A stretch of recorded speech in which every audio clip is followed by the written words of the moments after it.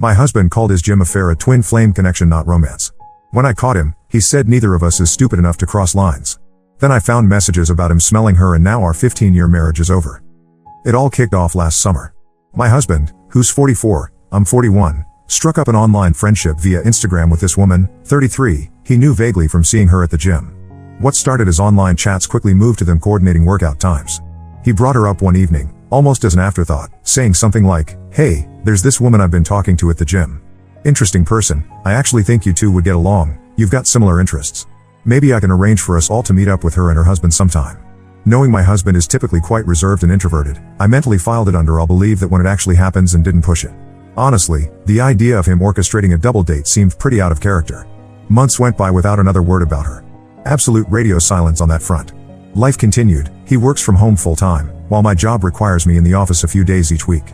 Then, one day I mentioned needing to work remotely the following day due to a doctor's appointment or something similar. That night at dinner, completely out of the blue, he casually drops, "Oh, you know that woman I mentioned from the gym ages ago? Well, she and I are grabbing lunch tomorrow. Oh, and don't worry, I did set up that couples thing, we're all meeting up in about 2 weeks." My reaction was immediate and clear, absolutely not okay with the one-on-one lunch. To his credit, he backed down on the lunch plan right away. But his announcement opened a floodgate of questions. He started telling me about this incredible, almost uncanny connection they shared, listing off obscure things they supposedly had in common, so many things it felt statistically improbable. He then mentioned she had researched it and proposed they might be twin flames. Apparently, her own husband had raised objections to their closeness, but framing it as a twin flame dynamic supposedly eased his concerns. My husband seemed to think this explanation would reassure me too, even suggesting maybe one of my male friends could be my twin flame. He quickly added that his understanding of twin flames wasn't about romance or soulmates, but more about people who act as catalysts for personal growth. The questions kept coming. Did he have her number? No, he insisted. Did they communicate outside the gym? Yes, but only through social media messages. Why had I been kept completely in the dark about this deepening twin flame connection for the past 4 months while it was apparently blossoming? His answer, I didn't realize it was something you needed constant updates on. Was he physically attracted to her? A firm no, claiming he didn't find her attractive that way. Despite my deep reservations and the mounting red flags, I tried to extend some grace. He truly doesn't have many close friends, struggles socially, and can be awkward. So, I laid down my conditions. Clear boundaries needed to be established with her, and he had to commit to complete openness and honesty with me going forward. No more secrets. The following 2 weeks were a slow, painful unraveling. Piece by piece, I learned more about this friendship, and each new detail amplified my concerns. There were significant lies of omission. Contrary to his claims, she was exactly his physical type. He tried to reassure me by saying neither of them was stupid enough to cross any lines. I discovered they weren't just working out at our usual gym but coordinating sessions at different locations within the same franchise. She was bringing things like Hyuga, those deep conversation card games, to the gym, supposedly to foster deeper connection while they cooled down. The texting wasn't just logistical. She'd send him good morning messages at 4 a.m. They worked out together around 4:30 a.m., often with pet names like Sensei. She was also giving him small, random gifts, nothing extravagant, just things like a personalized first aid kit for his gym bag. His explanation was that he was intensely coaching her on nutrition and exercise routines because she aspired to compete in bodybuilding. By this point, the situation had become a constant source of conflict. We were arguing about her and his relationship with her almost daily. Then came the planned double date. On our way there, we were running a bit late, and she texted him directly to check our ETA. That's how I found out he absolutely did have her phone number, another lie exposed. Meeting them, I learned she was 33, didn't have a job, and they had no children. They presented as a perfectly nice couple on the surface, but nothing could shake the unease I felt about the whole dynamic and the foundation of lies it was built upon. The arguments didn't stop after the double date. They intensified. I repeatedly told him her behavior felt far too intimate, too much like a girlfriend's actions, and that his failure to shut it down or establish clear boundaries was the core problem. After about 6 weeks straight of daily conflict, constant tears on my part, and feeling increasingly desperate, I took a step I hadn't before. I checked his email. There, I found a message he'd written to himself the day before he'd originally planned, and I'd vetoed that lunch date. It was essentially a list of thoughts and questions for her. Had she been dreaming about him? Were the dreams positive or negative? He wanted to know details about her childhood, her family dynamics, even her clothing and shoe sizes. There was an apology embedded in the notes, explaining why he'd awkwardly tried, and apparently failed, to screenshot a message she sent him on a vanishing messenger platform. He wrote about how intensely he missed her but felt unable to express it over the phone. Seeing that raw emotional intimacy laid bare confirmed my worst fears. This was unequivocally an emotional affair, and I felt instantly done. When I confronted him this time, I didn't even raise my voice. I just stated it was over. He broke down, crying, insisting he'd already recognized the relationship was becoming problematic and had been planning to end it, but she preempted him. According to him, her husband had finally put his foot down, expressing deep discomfort with her obsessive behaviors and delivering an ultimatum about the friendship. He would never be okay with it. So, she was the one who officially called it off. With young children caught in the middle, and because the affair was supposedly now finished, I made the difficult choice to try and forgive. I insisted he block her number and all social media profiles. He had to promise zero contact and switch gyms entirely. I made a concession I immediately regretted, allowing him to just move to a different branch of the same gym franchise. My rationale was flimsy, maybe her husband would keep her away, but deep down, I knew it was a weak boundary, especially since they'd used that location together before. We began marriage counseling the week following Thanksgiving, ostensibly focused on rebuilding the shattered trust and addressing whatever vulnerabilities had led him down this path in the first place. Fast forward to January. He informs me he'd actually visited the old gym location a few times over the Christmas and New Year break and had run into her and her husband. When they asked where he'd been training, he mentioned the new location. While I was furious he'd waited 3 weeks to tell me about this encounter, a small, misguided part of me felt a flicker of hope that at least he was telling me, albeit belatedly. Maybe honesty was possible? That hope was short-lived. A week or so later, he admitted she had started showing up at his new gym location. I reiterated my absolute boundary, no communication, no rekindling of anything. The friendship was over, period. He agreed, promised he wouldn't speak to her.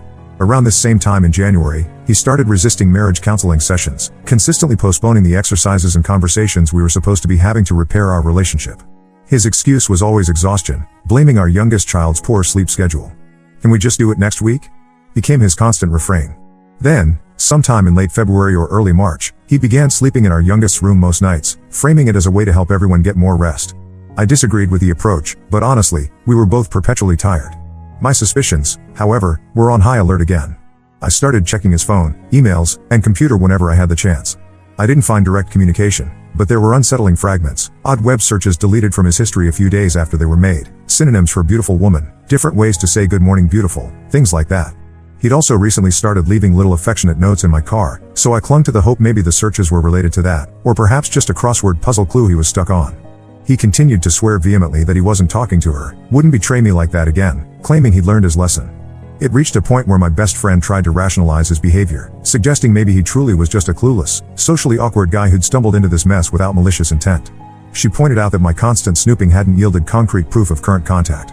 Her advice was stark, either commit to forgiving him and stop the surveillance, or accept it was over and leave.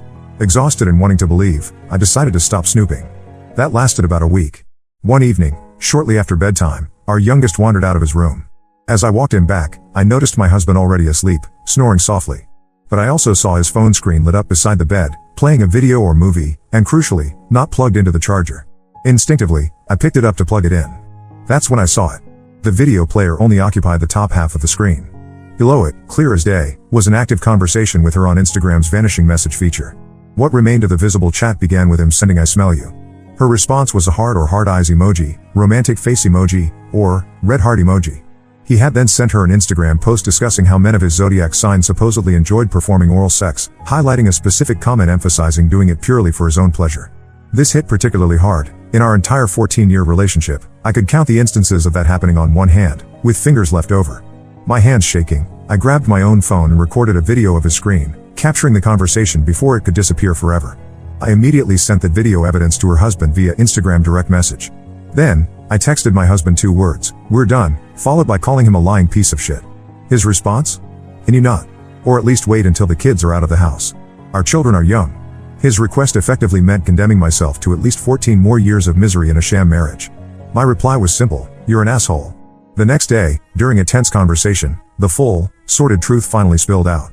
After that chance encounter at the gym back in December, she had found him on MyFitnessPal, discovering she was blocked everywhere else, and reached out. She then began showing up at his new gym location 2 days a week, every single week. Their routine, he claimed, was to meet briefly in the parking lot beforehand, hug, chat about their workouts, and then go inside and exercise separately without speaking inside the gym. In his warped logic, this meant he hadn't technically lied about not talking to her in the gym. When she first messaged him on MFP, he claimed he initially ignored it. But she followed up, allegedly claiming deep depression, even hinting at losing the will to live without his friendship. His response then was to tell her to lean on her husband. But she persisted. Eventually, he admitted to her that he missed her too and agreed it was unfair that their spouses were dictating their friendships. That's when they resumed communicating secretly via Instagram vanishing messages. His method involved unblocking her, chatting, and then immediately reblocking her, so any check of his phone would show her as blocked and give the appearance of no contact. Her husband later confirmed this pattern to me. The deceit ran even deeper. Let's say I discovered the incriminating messages on a Monday night. On Tuesday, the very next day, he told me he needed space and effectively hid from me, but he actually spent the afternoon having lunch with her at her favorite restaurant, choosing a place specifically because he didn't want to be found.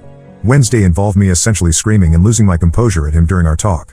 Thursday and Friday, I was away on a pre-planned business trip. Apparently, while I was gone, they worked out together on Thursday, during which she supposedly cried on his shoulder. On Friday, they had lunch again, this time at his favorite restaurant. Then, on Saturday, they met at a Starbucks. It was during this meeting that she informed him her husband had requested they take a 2-week break from each other, her and my husband, to focus on repairing their marriage, hers and her husband's. By this point, I had already scheduled my initial consultation with a divorce attorney. His actions spoke louder than any apology ever could. His priorities were crystal clear. He returned from that Starbucks meeting absolutely furious. Not at the situation, not at his own behavior, but at me and her husband. Because he had actually told me he was going to meet her that Saturday, a rare instance of honesty, likely because he felt cornered, I had, in a moment of sheer frustration, messaged her husband something like, "Damn, seems like they just can't stay away from each other, can they?" Her husband, understandably interpreting this as proof my husband was still lying to me about their interactions, apparently called her immediately, irate. She put the call on speakerphone. My husband overheard her husband calling him a liar, and he was incandescent with rage. He hadn't shown this level of fury when I had called him a pathological liar, a cheat, and every other name under the sun. But the idea that they thought he was dishonest? Unacceptable. He actually demanded that I call her husband to clarify that I had known about the Starbucks meeting in advance, to vouch that this time he hadn't lied to me. I flatly refused. What they thought of him, or us, meant absolutely nothing to me anymore. My refusal only made him angrier. I have my own theories about why their perception mattered so much more to him than mine, you can probably guess. It was also during this fallout that I learned from her husband that she identifies as polyamorous, something my husband had apparently known all along but never disclosed to me. Her husband was allegedly still coming to terms with it himself. More truths surfaced. My husband had taken her out to lunch before the initial planned outing that I had vetoed months ago. They'd had multiple conversations, initiated by her, about detailed sexual preferences, likes, dislikes, favorite positions. She had even allegedly tried to persuade him to accompany her on a trip to NYC for a bodybuilding competition, an invitation he declined, likely, in my opinion, only because it would have been impossible to hide. I formally retained the divorce attorney. The arguments continued. His initial stance was defiance. I was being controlling, I needed to be more understanding, I should just accept this friendship. After about a week of this, facing the undeniable reality of divorce papers, his tune finally shifted towards apologies. Suddenly, he wanted to fix us. Could I please find a new marriage counselor for us? Again, a resounding no from me. The responsibility wasn't mine. He kept insisting I was acting too quickly, being hasty, that we needed more time because change doesn't happen overnight. Around this time, 2 of my friends, the same ones mentioned in the edit of my original post, initially suggested our problems might be fixable if both of us truly committed to the work. However, as more and more details of his sustained deception emerged in the following weeks, even they came around to agree that his investment seemed minimal and performative. He wasn't demonstrating the level of commitment necessary to make fixing this truly possible. Meanwhile, I was stuck. Still living in the house, sleeping in separate rooms, financially hamstrung because my name wasn't on the mortgage and, crucially, because several months prior he had simply stopped paying my credit card bill, a card I primarily used for household expenses we'd agreed he'd cover, without breathing a word to me. This act tanked my credit score from a pristine 800 down to a dismal 580. Moving out wasn't financially feasible at that moment, and our state mandates a separation period before divorce proceedings can even begin. So, I told him plainly, he had until the ink dried on the divorce papers to show me he wasn't the callous, self-absorbed person his actions had consistently revealed him to be. I planned to wait until the mandatory separation period concluded before officially filing. We've been formally separated since the end of April, right after I found those devastating texts. Following weeks of intense arguments where I made it unequivocally clear that our marriage had zero future with her anywhere in the picture, he finally took concrete action, blocked her on every conceivable platform and switched to a completely different gym unaffiliated with the old franchise. There have been other minor adjustments, but critically, we haven't seen a marriage counselor. His resistance continued, nor has he sought individual therapy to address his own issues. My plan remains firm: move out as soon as I can repair my credit sufficiently to secure a decent rental in our current neighborhood, minimizing disruption for the children. But the longer this drags on, the more it solidifies my feeling that it's far too little, far too late. Deep down, I don't believe he loves me. His actions demonstrated time and again that he chose her feelings, her company, the thrill of their connection, over me, over our family, over our marriage vows. It wasn't until her husband intervened, or until I initiated divorce proceedings, that he suddenly seemed concerned about my pain, expressed remorse, or claimed to value our marriage. He actively pursued dates and secret meetings with her after being caught red-handed, instead of immediately cutting ties and focusing on repairing the damage with me. Every single positive change, every boundary finally respected, has been extracted through my tears, my anger, my exhaustion. He only ever conceded the specific point I was fighting about at that moment, never showing proactive understanding or change. The hurt is immense. I know I deserve better than this. The thought of what this divorce will do to our kids tears me apart, but I cannot model a relationship for them where their mother isn't valued, respected, or prioritized. I cannot stay where I am clearly considered disposable. He continues to claim I'm blowing it all out of proportion, clinging to the narrative that it was just an innocent friendship, emphasizing it never became sexual, as if the explicit conversations and emotional betrayal don't count.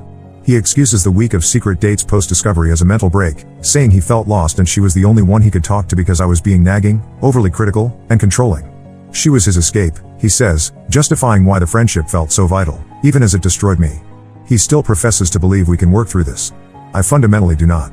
He has systematically demolished every opportunity I gave him for honesty, for prioritizing our relationship. He ignored every warning, every plea for safeguards. The trust isn't just gone, it's in negative territory. So, while I asked for different perspectives before, my own perspective has become painfully clear. We are unequivocally dead in the water. Update: so, that chapter is officially closed. The divorce is finalized. It still feels profoundly strange to say that after nearly 15 years wrapped up in that marriage. Picking up where things left off, we were separated but still cohabiting, him making those last-ditch, 11th-hour efforts to show he'd finally blocked her and switched gyms, me frantically trying to resuscitate my credit score from the wreckage he'd made of it so I could actually establish my own household. Those months living under the same roof but in separate emotional universes were incredibly taxing.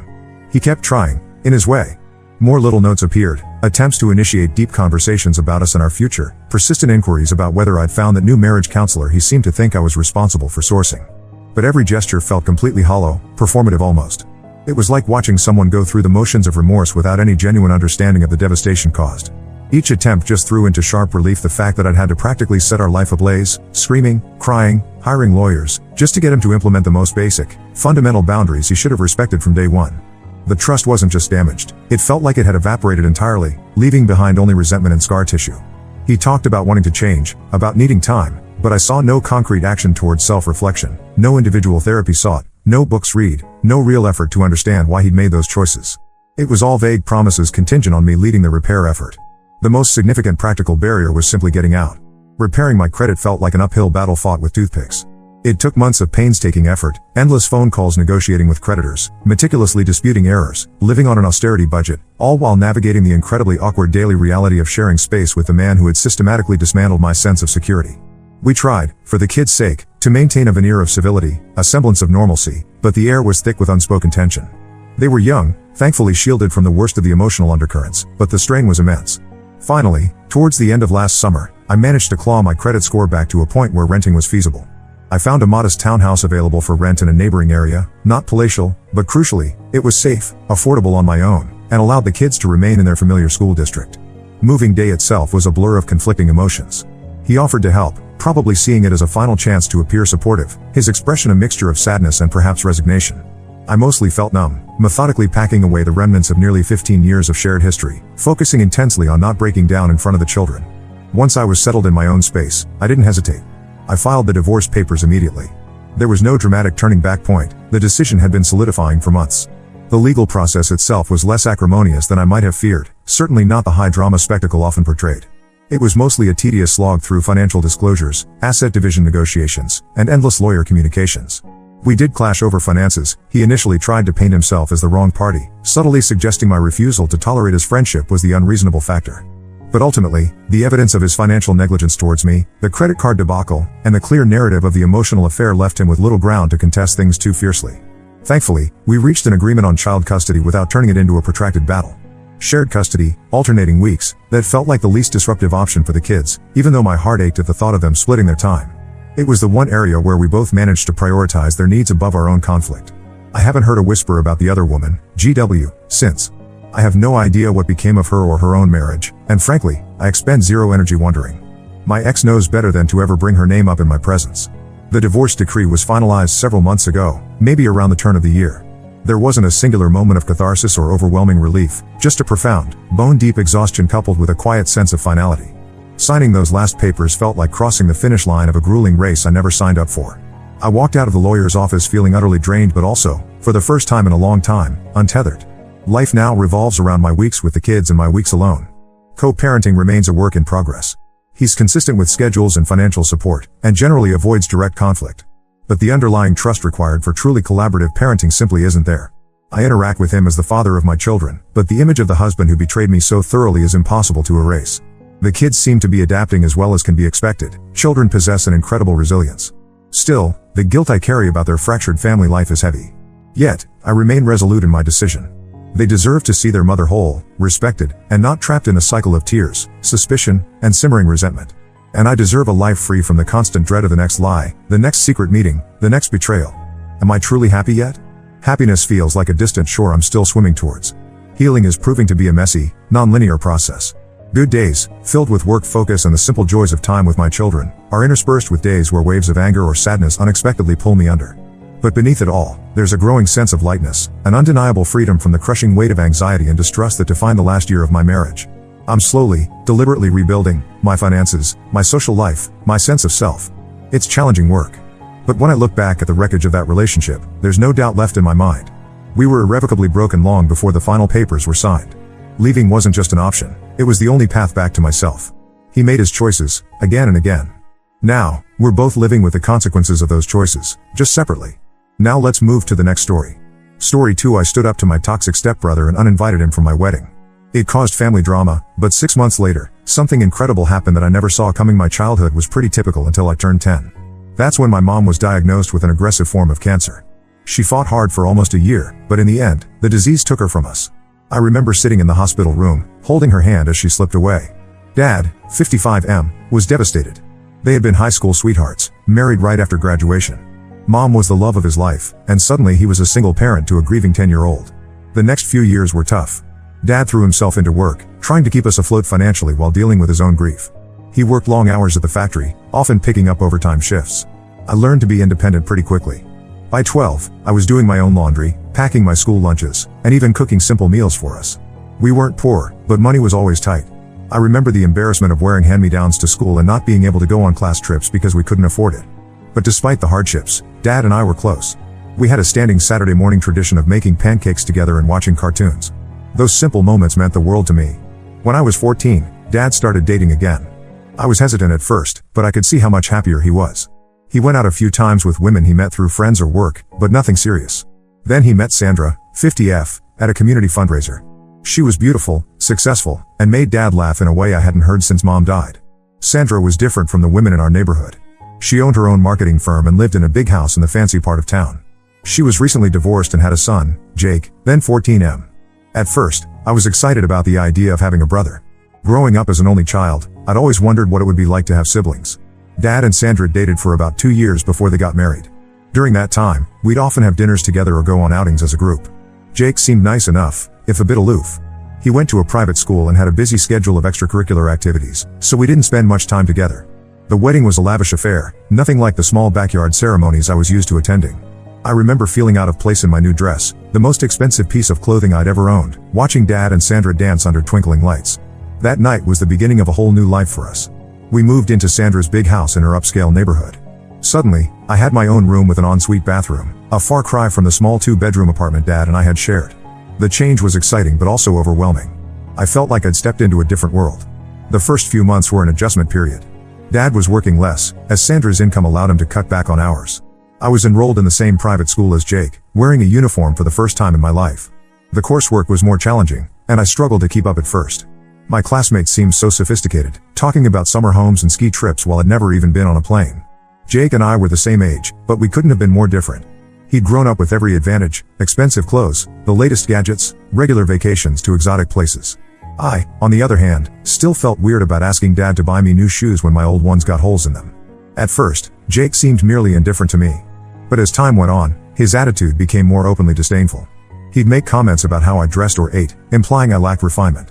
Once, when I was struggling with a French assignment, a language he'd been studying since elementary school, he laughed and said, "I guess some people just aren't cut out for culture." What hurt more than Jake's comments was Dad's reaction, or lack thereof. He never seemed to notice the way Jake spoke to me, or if he did, he didn't say anything. I think he was so eager to bond with Jake and please Sandra that he overlooked how Jake treated me. There were times I wanted to say something, to tell Dad how much it hurt, but I held back. I didn't want to cause problems in his new marriage. As high school went on, the divide between Jake and me only grew. He was popular, involved in student government and captain of the debate team. I found my niche with the art kids, spending hours in the ceramics studio trying to recreate the bowls Mom and I used to make together. When it came time for college, Jake went off to an Ivy League school on the East Coast. Dad and Sandra were so proud, throwing him a big going-away party. I chose to attend the local state university, living at home to save money. I could tell Dad was a bit disappointed, but he tried to hide it. During college breaks, Jake would come home and regale everyone with stories of his fancy internships and exotic spring break trips. Meanwhile, I was juggling classes and a part-time job at a local coffee shop. Jake would make snide comments about how I was wasting my potential by not going to a real school. It was during my sophomore year of college that I met Alex, 31M. He came into the coffee shop where I worked, ordered a complicated drink, and then left a generous tip. We started chatting, and soon he became a regular. Alex had grown up in the same working-class neighborhood as me. He never went to college, instead learning carpentry from his uncle and eventually starting his own contracting business. Alex and I bonded over our shared background and values. He understood the pride I felt in earning my own money and the importance I placed on hard work. We started dating, and for the first time in years, I felt truly seen and appreciated. When I introduced Alex to my family, Jake immediately started making backhanded comments. He asked Alex if he was just a handyman and seemed shocked when I mentioned Alex owned his own business. Dad didn't say anything to defend Alex, which really hurt. Sandra, surprisingly, was polite and welcoming, even expressing interest in Alex's work. Over the next few years, I saw my dad and stepfamily less and less. I threw myself into building a life with Alex. We moved in together, adopted a rescue dog named Max, and started talking about marriage. Alex's business took off, specializing in eco-friendly home renovations. I finished my degree in graphic design and started freelancing, eventually landing a full-time job at a small marketing firm. Last year, on our 5th anniversary, Alex proposed. He took me back to the coffee shop where we met, got down on one knee right where he used to sit, and asked me to marry him. I happily accepted. We set a date for this fall and started planning our dream wedding, a rustic chic affair at a converted barn venue. When it came time to make the guest list, I hesitated over inviting Jake. Part of me felt obligated to include him as family. But a bigger part dreaded having his negative energy at my wedding. I thought about all the snide comments he might make about the venue, the food, or our friends. After much deliberation, I decided to invite Dad, Sandra, and Jake, hoping that maybe time had matured Jake. But last month when I went to Dad and Sandra's for dinner to discuss wedding plans, Jake was there. Almost immediately he started making digs about our quaint backyard wedding and how he was surprised we could afford a real venue. I tried to brush it off, but then he started criticizing our choice not to have a religious ceremony, saying it showed how unsophisticated we were. I'd had enough and told Jake he was uninvited to the wedding. He laughed it off, saying he probably couldn't make it anyway since he had a friend's yacht party that weekend. Dad pulled me aside and said I was being too sensitive. He told me to apologize to Jake and said it would look bad if my stepbrother wasn't at the wedding. I left feeling angry and hurt. I don't want someone at my wedding who has done nothing but put me down for years. But I also don't want to create a rift in the family. Alex says he'll support whatever I decide, but I can tell he doesn't want Jake there either. Part of me wants to stand my ground and have the wedding I want, surrounded by people who genuinely love and support us. But another part feels guilty about excluding Jake and potentially disappointing my dad. I'm torn and could use some outside perspectives. Ida, if I don't invite Jake to the wedding? Update 1. Thank you all for your supportive comments and advice. After a lot of reflection, I decided to stick to my guns and not invite Jake to the wedding. However, the situation has gotten more complicated. I called Dad to explain my decision.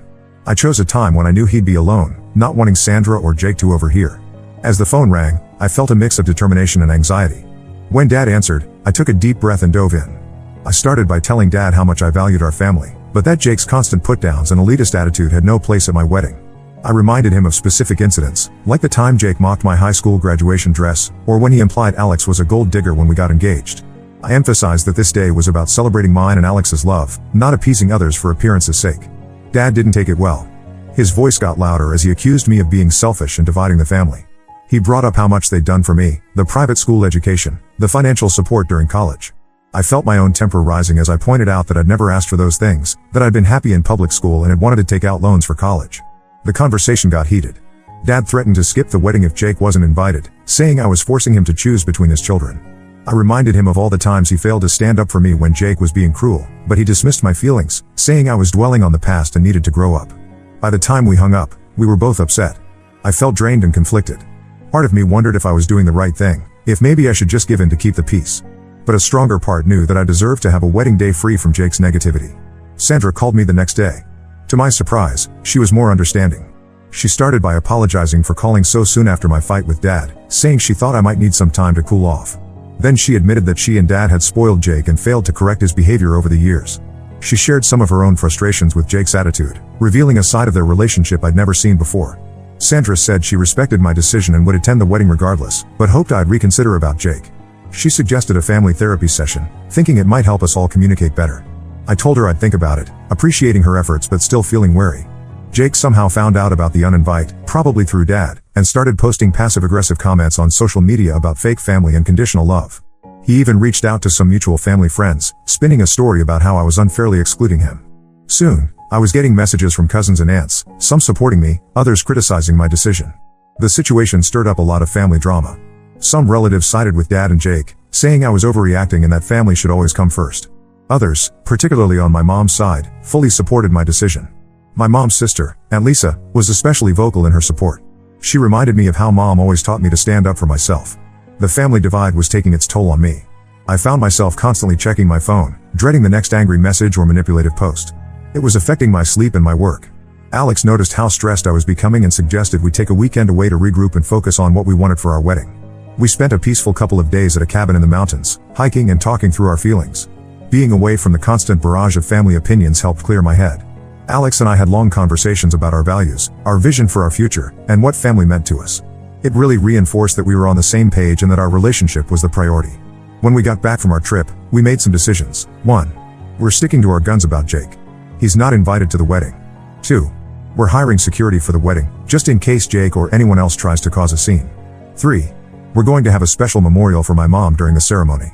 We'll light a candle and I'll wear a locket with her picture. This feels even more important now, a reminder of the strong woman who raised me. 4. We're scaling back Dad's role in the wedding. He was supposed to walk me down the aisle, but given his reaction, I'm considering walking alone or asking my uncle, Mom's brother, to do it. 5. We're going to take a break from social media until after the wedding to avoid the ongoing drama. I'm sad that this happy time has turned into such a source of stress, but I'm trying to stay focused on the positives. Alex and I are more united than ever, and this has shown us who really supports our relationship. My college roommate, Sarah, has been an incredible support, helping with wedding plans and providing a listening ear whenever I need to vent. I'm still hoping Dad will come around, but I'm prepared for the possibility that he won't attend. It hurts to think he might not be there, but I refuse to compromise on having a wedding that truly reflects Alex and me, surrounded by people who genuinely support us. The next few months will be challenging as we navigate this family tension while trying to plan our special day. But I'm feeling stronger in my decision and more certain than ever that I'm marrying the right person. Whatever happens with my family, I know that Alex and I are starting our own family unit built on mutual respect, understanding, and love. Update 2. A lot has happened since my last update, and I wanted to share how things unfolded. About a month before the wedding, Dad reached out to me. He asked if we could meet for coffee, just the two of us. I was hesitant but agreed. We decided to meet at a small cafe halfway between our homes, neutral territory for what I expected to be a difficult conversation. When I arrived, Dad was already there, sitting at a corner table with 2 cups of coffee. As I approached, I was struck by how tired and stressed he looked. The confident, jovial man I remembered from my childhood seemed to have aged years in just a few months. We started with awkward small talk about the weather and work. Then, after a long pause, Dad surprised me. He started by apologizing. He admitted that he had been so focused on trying to blend our families and please Sandra that he had neglected my feelings over the years. He acknowledged that he should have stepped in when Jake was being hurtful and that he had failed me as a father in many ways. As he spoke, I could see the genuine remorse in his eyes. He told me that my stance on the wedding had forced him to reflect on his relationships with both Jake and me. He realized he had been enabling Jake's bad behavior and that it was damaging our entire family dynamic. Dad shared that he and Sandra had started going to family counseling. He said it was opening his eyes to patterns in their parenting and family dynamics that he'd never noticed before. He talked about how he'd always felt guilty about the years when money was tight after Mom died, and how that guilt had led him to overcompensate with material things once he married Sandra. I was touched by Dad's sincerity, but still wary. Years of hurt don't disappear with one conversation. I told him I appreciated his apology but that it didn't erase everything that had happened. We ended up talking for hours, really opening up about our feelings and experiences since he married Sandra. It was emotional and difficult, but also cathartic. Towards the end of our conversation, Dad brought up the wedding. He said he respected my decision about Jake and wouldn't pressure me to invite him. He asked if he could still attend the wedding, saying he would understand if I said no but that he really wanted to be there for me. I told Dad I needed some time to think about it. The conversation had given me a lot to process, and I wanted to discuss it with Alex before making any decisions. Dad understood and thanked me for hearing him out. After thinking it over and having a long talk with Alex, I decided to give Dad another chance. I called him and said he could come to the wedding, but I was sticking with my decision to have my uncle walk me down the aisle. Dad accepted this graciously, saying he was just happy to be included. In a surprising turn of events, Sandra reached out to me separately. She told me that she and Dad had had some hard conversations about their parenting of Jake. She admitted that they had spoiled him and failed to instill good values. Sandra said they were taking steps to address this, including cutting off Jake financially until he agrees to attend counseling and show real change. Sandra also apologized for not being more supportive of me over the years. She shared that as a career-focused woman, she had sometimes felt unsure of how to connect with a stepdaughter. She expressed a desire to build a better relationship moving forward. The week before the wedding, I received an unexpected text from Jake. It wasn't exactly an apology, but it was more reflective than I'd ever known him to be. He said he regretted how he'd treated me over the years and that he was working on himself. He said he understood why he wasn't invited to the wedding and wished Alex and me well. It wasn't much, but it felt like a small step in the right direction. The wedding itself was beautiful. We had perfect weather for our outdoor ceremony at the converted barn. Dad kept his word and didn't cause any drama. He seemed genuinely happy for Alex and me, and even made an effort to mingle with Alex's family. I caught him a few times looking at me with a mixture of pride and sadness. I think he was remembering Mom and wishing she could have been there. Sandra was there too, and she went out of her way to be kind and helpful. She complimented my dress, helped coordinate with the caterers when there was a small mix-up, and even gave a heartfelt toast at the reception. Having my uncle walk me down the aisle felt right. We included a lovely tribute to my mom, lighting a candle and displaying her photo. It brought tears to many eyes, including Dad's. The ceremony and reception were filled with love and joy, just as we'd hoped. While the road to the wedding was rocky, I'm cautiously optimistic about the future of our family relationships. There's still a lot of work to be done, but it feels like we're moving in a positive direction. Update 3. It's been 6 months since the wedding, and I wanted to give a final update on how things have progressed with my family. The positive changes I saw in Dad at the wedding have continued. He's been making a real effort to be present in my life, calling regularly and even helping Alex and me with some home renovation projects. Last month, he surprised us by showing up on a Saturday morning with bagels and coffee, just like we used to do when I was a kid. It was a small gesture, but it meant a lot. We've had some deep conversations about the past, and while it's been painful at times, it feels like we're finally addressing issues that have been simmering for years. Dad's been more open about his struggles after Mom died and how that influenced his decisions with Sandra and Jake. It's helping me understand him better, even if I don't agree with everything he did. Sandra has also been surprisingly supportive. She's become something of a mentor to me in my career, offering advice and even connecting me with some valuable networking opportunities. It's a dynamic I never expected, but I'm grateful for it. She recently invited me to speak at a women in business seminar her company was hosting, which was a great experience. The biggest surprise has been Jake. About 2 months after the wedding, he reached out and asked if we could meet. I was hesitant but agreed to coffee in a public place. When we met, Jake seemed different, humbler, more self-aware. He gave me a full, genuine apology for his behavior over the years. Jake explained that losing his financial support from Dad and Sandra had been a wake-up call. He'd started therapy and had to get a regular job for the first time in his life. He's working as an entry-level marketing assistant, and the experience of having a boss and coworkers seems to have opened his eyes to his privilege and the harm his attitudes had caused. While I appreciated Jake's apology, I made it clear that rebuilding our relationship would take time and effort on his part. Over the past few months, he's been consistently showing up, remembering my birthday, asking thoughtful questions about my life and work, and even offering to help when Alex and I moved to a new house. It's a work in progress, but I'm cautiously optimistic. Last month, we had our first full family dinner in years, me, Alex, Dad, Sandra, and Jake.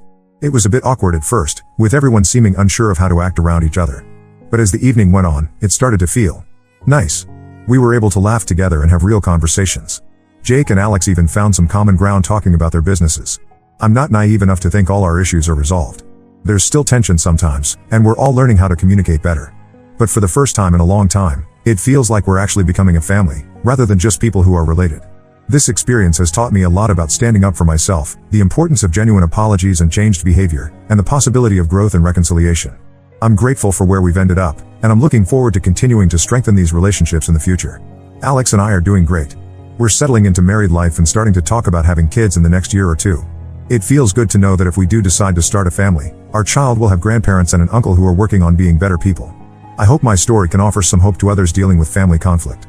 Change is possible, but it takes time, effort, and a willingness to be vulnerable and honest with each other.